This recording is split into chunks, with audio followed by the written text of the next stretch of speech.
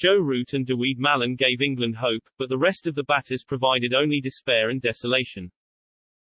Captain Root and number 3 Malan batted throughout the opening session on day 3 of the second test, and there was a surge of optimism. Perhaps England were finally going to produce a decent effort with the bat. We should have known better. What followed was as feeble and lamentable as anything England's collection of faltering batters have shown in 2021. Root and Malan produced terrible shots, and there are few words that can describe the shocking dismissals of Ollie Pope and Jos Buttler.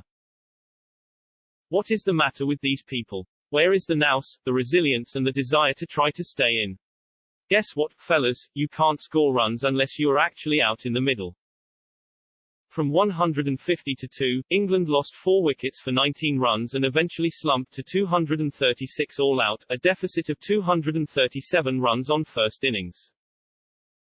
By the close, Australia had advanced to 45-1, with England's sole success being the run out of David Warner. The Aussies will enter day 4 with a lead of 282, just as they did in the second innings of the first test. Root and Malan batted with a competence that no other England batters have approached. They were calm and composed, scoring at better than 3 and over.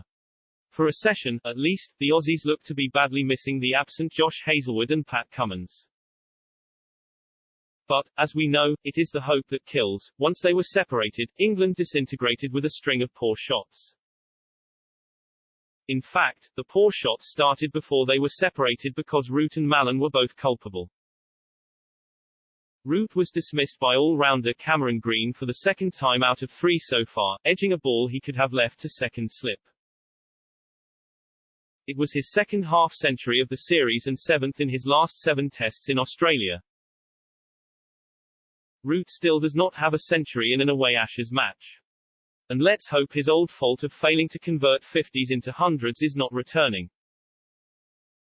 He took his test tally in 2021 to 1606 and is now 4th on the all-time list for runs in a calendar year, behind only Pakistan's Mohammad Yusuf, Windies legend Viv Richards and former South African opener Graham Smith. Just like Root, Malan punched his bat in frustration after getting out.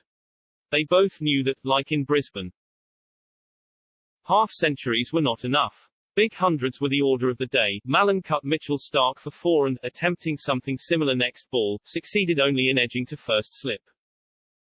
Next, the hapless Pope was out to spin once more. It is difficult to recall a top-level batsman who looks so frenetic and agitated against the slow men. Pope was given out caught at short leg off Nathan Lyon, but reviews showed the ball came off his arm.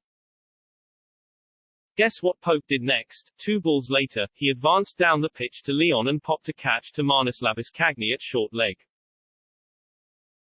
Almost unbelievable. If you thought that was bad, what about Jos Buttler? He aimed an ambitious drive at a ball slanted across him from Starc and, naturally, edged a catch that was safely snaffled at first slip.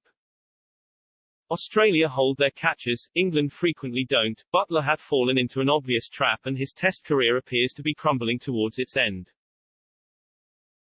Chris Woakes played a couple of elegant cover drives before being bowled by Lyon, and Ollie Robinson, who has more ability with the bat than he is currently showing, was nailed LBW. Ben Stokes, attempting to manipulate the strike and swinging hard, dragged on, and Stuart Broad was given a mini bombardment of short balls before spooning a catch to cover.